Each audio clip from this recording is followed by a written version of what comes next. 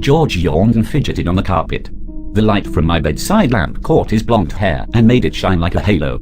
He twirled a lock from his fringe around his index finger, let it snap back into place, then started twirling it again. The kid looked bored. He'd obviously agreed to come round mine for a sleepover because I was new at school, and he wanted to see what kind of house I lived in. Get a sense of what I was like. But I could tell he was already regretting the decision. I thought you said you had a PS4. George's eyes flicked around the bedroom, as if he was hoping the console would magically appear from somewhere.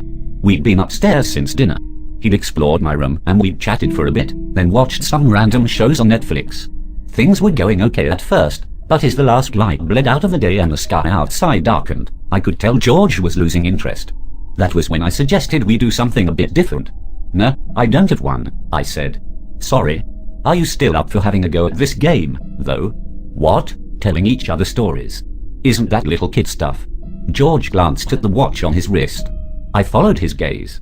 George's watch was the first thing I noticed about him. He sits in front of me in English, and I spotted the watch after a ray of sunlight glinted off its face and caught my eye. It's a really nice watch. Most of the kids in my year have digital watches, those blocky ones that light up when you press a button on the side, but George's watch was different. More adult. It was one of the reasons I picked George to invite to over. "Hey, can I try your watch on?" George looked up at me and frowned. "What? Your watch? Can I try it on? It's really nice." George stared at me for a second longer. One hand moved to touch the strap on his wrist, as if to make sure it was still secure. "Sorry, I don't let anyone try my watch on. My dad says I'm not allowed." He glanced around the room once more, his eye going from the door to the dark window. He sighed. "Okay, let's play this dumb game then. What do I have to do?" Ignoring the bored look on his face, I smiled.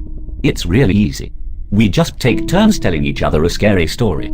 Like, the scariest story you can possibly think of. Then whoever's is the scariest wins the game." George rolled his eyes. He stretched his long legs out in front of him.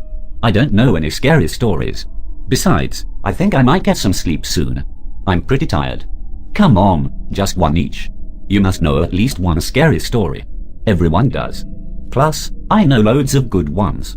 I watched George's face for a reaction. "Unless you're one of those kids that frightens easily, that is. Then I guess you might not like the game." It was a risk, but George bit. "I'm not scared of anything." The skin below his blonde hair creased into a frown. "I've watched horror films with my big brother that are rated 18. We even found one on YouTube that's been banned and I still watched it." I didn't say anything.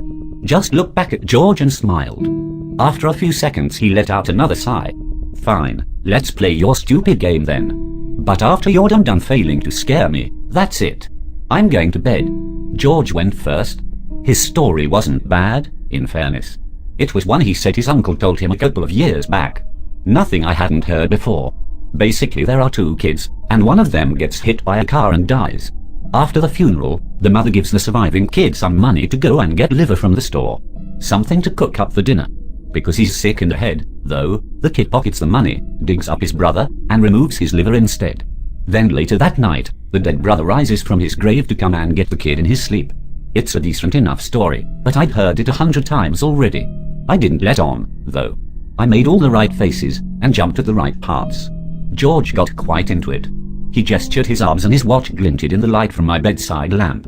His blonde hair spilled across his forehead. He was so into the story he didn't seem to notice. After it was over he sat back, brushed the hair from his eyes, and grinned. "I thought you were gonna shit yourself at one point," he said. "You might as well give up now, anyway. I'm not scared of anything." I looked across the room at him. The house was quiet now, and had been for a few hours. When we'd first come upstairs there was still noise coming from below, the faint sound of the TV in the lounge. The rattle of plates being put away in the kitchen. Now there was only silence. Beyond the bedroom window, tree branches rustled in the wind. The occasional car passed by on the road outside.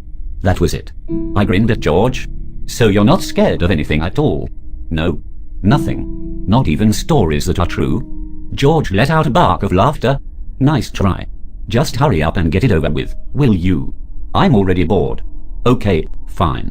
I shuffled forwards on the carpet so I was sat closer to George. Our knees were almost touching. George frowned, but he didn't move. "My story is about a family," I began.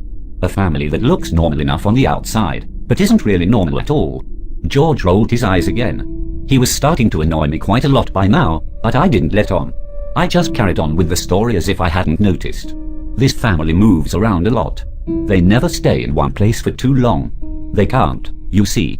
The family is good at disguising themselves, they're good at hiding their secret, but they still can't go taking risks. If they stayed in one place for any more than a few weeks, they might get found out. Someone might discover what they really are. So what are they then? I wanted to tell George not to interrupt, to just sit still and listen to the story, but I bit down the urge. Instead I just grinned at him.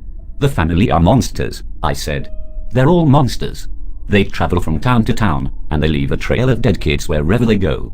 I paused, expecting George to interrupt me again, but he didn't. He only stared back at me. There was no expression on his face as he twirled a lock of blonde hair around his finger. The family has a very specific way of doing things, I continued. When they move into a new area, they find a house that's been left unoccupied. Not a completely empty house, just one where the people that normally live there are off on holiday or something.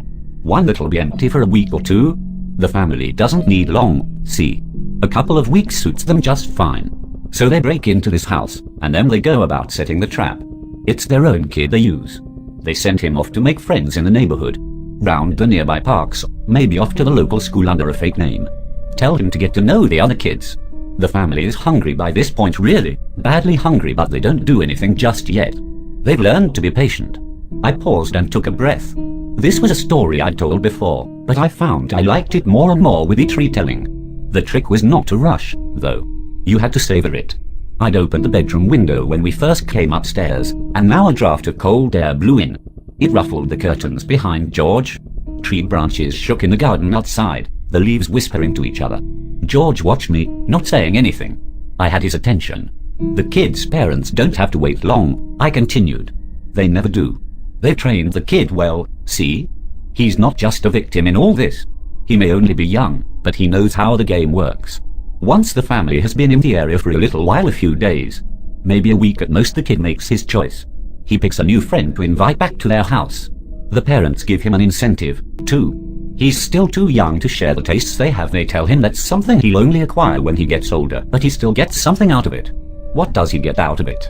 George's eyes were fixed on mine.